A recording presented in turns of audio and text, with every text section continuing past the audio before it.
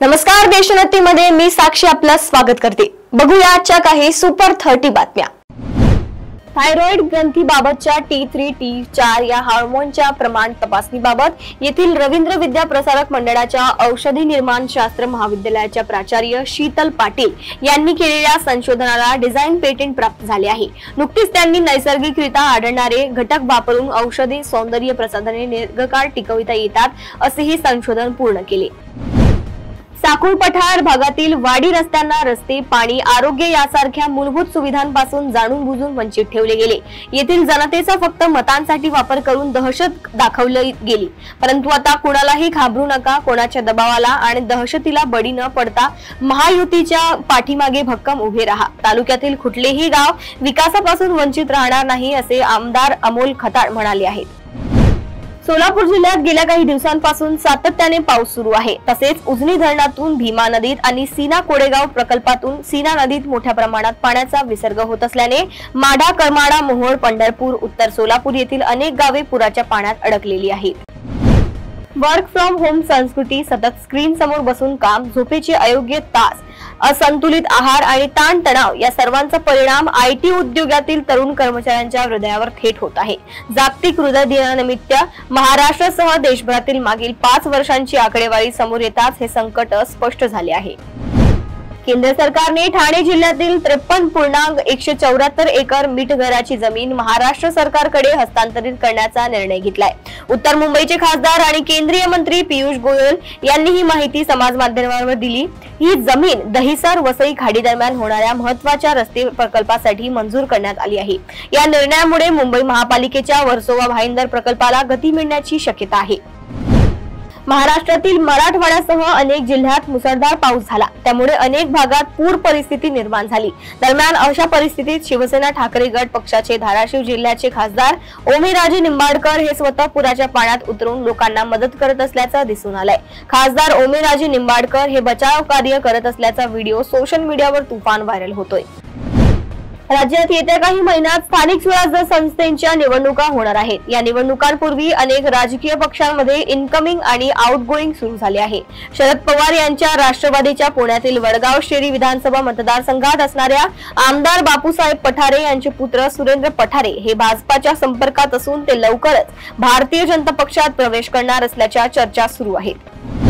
ओला, Uber, Rapido यांसारख्या ऍग्रीगेटर्सद्वारे जादा प्रवासी भाडे आकारताना कॅब चालकाला मोबदलाही कमी दिला जात होता।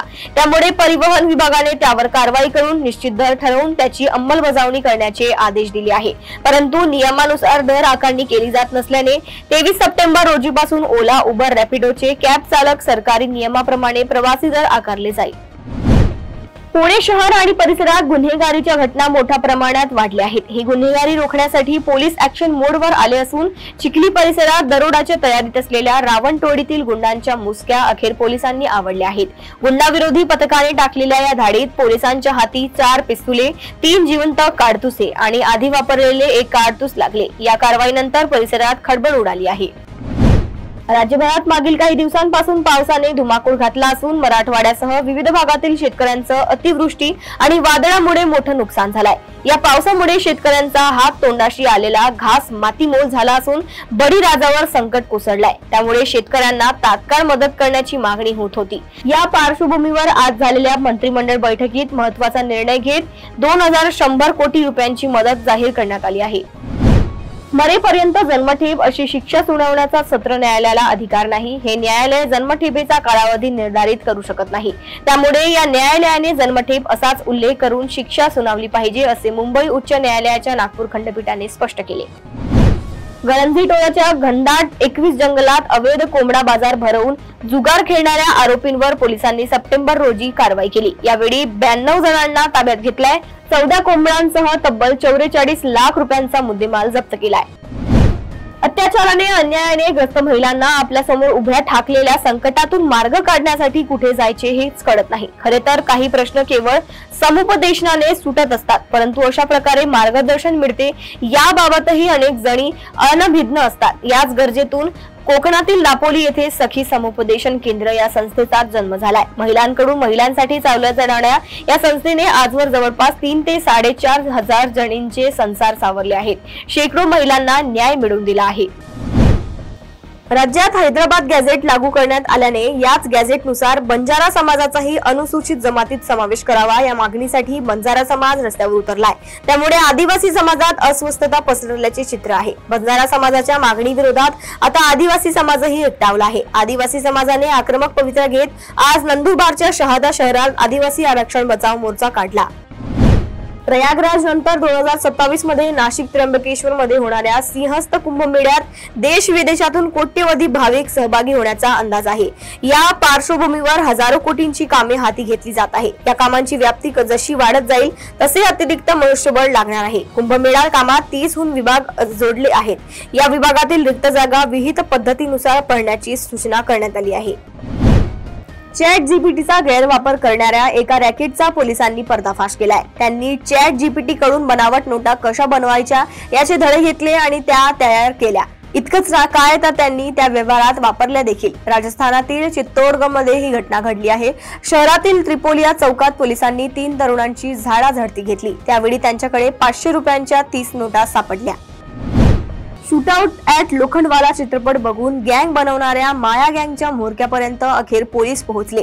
सोमवारी दिल्लीतील रस्त्यावर पोलिसांनी पाठलाग केला। त्यावेळी त्यांनी पोलिसांवर गोळ्या झाडल्या। पोलिसांनीही प्रत्युत्तरात गोळीबार केला। यात माया गँगचा म्होरका जखमी झालाय। त्याला अटक करण्यात आली असून सागर असे त्याचे नाव आहे। त्याचे वय 23 वर्ष आहे। जनतेच्या पैशातून सार्वजनिक ठिकाणी नेत्यांचे पुतळे उभारण्यास बंदी घालण्याचा आदेश सर्वोच्च न्यायालयाने दिला आहे। सर्वोच्च न्यायालयाचे न्यायाधीश विक्रमनाथ आणि प्रशांत कुमार मिश्रा यांच्या पीठाने हा महत्त्वाचा निर्णय सोमवारी दिला। तामिळनाडू सरकारने तामिळनाडूचे माजी दिवंगत मुख्यमंत्री एन करुणानिधी यांच्या पुतळ्यासंदर्भातील एक याचिका सर्वोच्च न्यायालयात दाखल केली होती। त्याबाबत निकाल देताना सर्वोच्च न्यायालयाने हा निर्णय दिला आहे।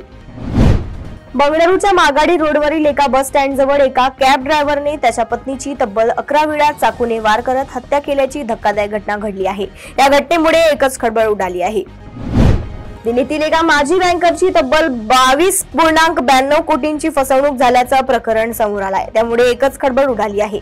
ईडी सीबीआयचे अधिकारी असल्याचं भासवलं आणि माजी बँकरची 22.92 कोटींची फसवणूक केली। भविष्यातील वाहतूक म्हणून पाहिल्या जाणाऱ्या उडणाऱ्या कार फ्लाइंग कारच्या सुरक्षिततेवर प्रश्नचिन्ह निर्माण झाले। चीनमध्ये एका सार्वजनिक उड्डाण चाचणीच्या रिहर्सल दरम्यान 2 एक्सपेंग एरो एचटी कंपनीच्या EVTOL फ्लाइंग कार एकमेकांवर आदळल्या। या भीषण अपघातात एक कार खाली कोसळून तिला आग लागली तर दुसरी सुखरूप खाली उतरली। पाकिस्तानी लष्कराने आपल्याच देशात हवाई हल्ला केल्याची बातमी समोर आली आहे। या हल्ल्यात 30 नागरिकांचा मृत्यू झालाय। लष्कराने पश्तून नागरिकांवर हवाई हल्ले केले। पहाटे 2 वाजताच्या सुमारास पाकिस्तानी हवाई दलाने खैबर पख्तूनख्वा प्रांतातील तिराह खोऱ्यातील मात्रे दारा गावात JF-17 लढाऊ विमानांमधून किमान 8 LS-6 बॉम्ब टाकले। या घटनेनंतर आता पाकिस्तानमध्ये संतापाची लाट पसरली आहे। अमेरिकेतील एका रिपब्लिकन नेत्याने हनुमानाच्या 90 फूट उंच मूर्तीबद्दल केलेल्या वक्तव्यामुळे वाद निर्माण झाला आहे। ही मूर्ती स्टॅच्यू ऑफ युनियन म्हणून ओळखली जाते। टेक्सासचे रिपब्लिकन नेते अलेक्झांडर डंकन यांनी अमेरिकेला ख्रिस्ती राष्ट्र म्हणत हिंदू देवता हनुमानाच्या मूर्ती उभारणारीवर आक्षेप घेतला।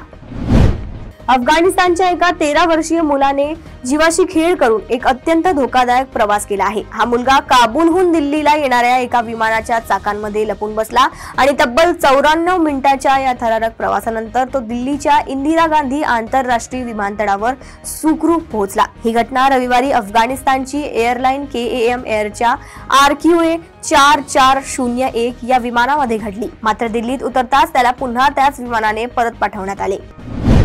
रशिया आणि युक्रेन संघर्षासंदर्भात एक धक्कादायक माहिती समोर आली आहे। रशियामध्ये शिक्षणासाठी गेलेल्या एका भारतीय तरुणाची थेट युक्रेनमध्ये लढण्यासाठी रवानगी करण्यात आल्याचा प्रकार समोर आलाय। बँकिंग कार्मिक निवड संस्थेने RRB भरती 2025 अंतर्गत अधिकारी आणि कार्यालय सहाय्यक पदाच्या एकूण 13,217 जागांसाठी भरती जाहीर केली आहे। इच्छुक आणि पात्र उमेदवार 28 सप्टेंबर 2025 पर्यंत ऑनलाईन अर्ज करू शकतात। पदानुसार आवश्यक शैक्षणिक पात्रता आणि वयोमर्यादा दिलेली आहे। निवड प्रक्रिया पूर्व परीक्षा, मुख्य परीक्षा आणि मुलाखतीद्वारे होईल। SNDT विद्यापीठाने महिला शिक्षणात नवा विक्रम केला आहे। विद्यापीठातील विद्यार्थिनींच्या संख्येत मोठी वाढ झाली आहे। मागील 4 वर्षात ही संख्या दुपटीहून अधिक वाढली आहे। शैक्षणिक वर्ष 2025 ते 26 मध्ये 90,000हून अधिक विद्यार्थिनींनी प्रवेश घेतला आहे। नवीन शैक्षणिक धोरण आणि शिष्यवृत्ती योजनांमुळे विद्यार्थिनींना फायदा होत आहे।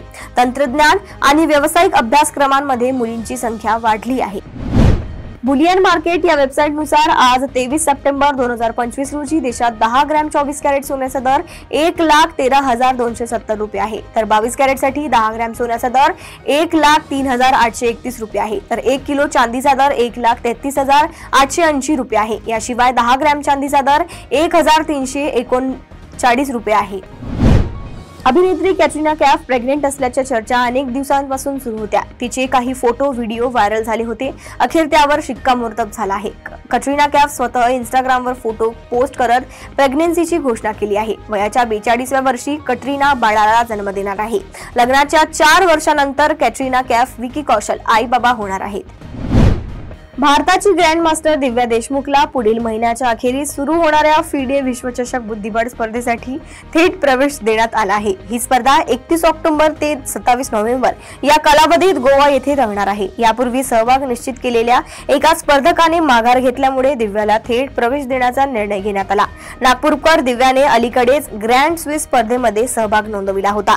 त्याआधी तिने महिलांच्या विश्वचषक स्पर्धेत जेतेपद पटकावले होते आणि या कामगिरीच्या आधारे तिने सर्वात प्रतिष्ठेचा ग्रँडमास्टर किताबही मिळवला होता। तर या होत्या आजच्या काही सुपर 30 बातम्या। अशाच बातम्या जाणून घेण्यासाठी बघत रहा देशोन्नती। नमस्कार।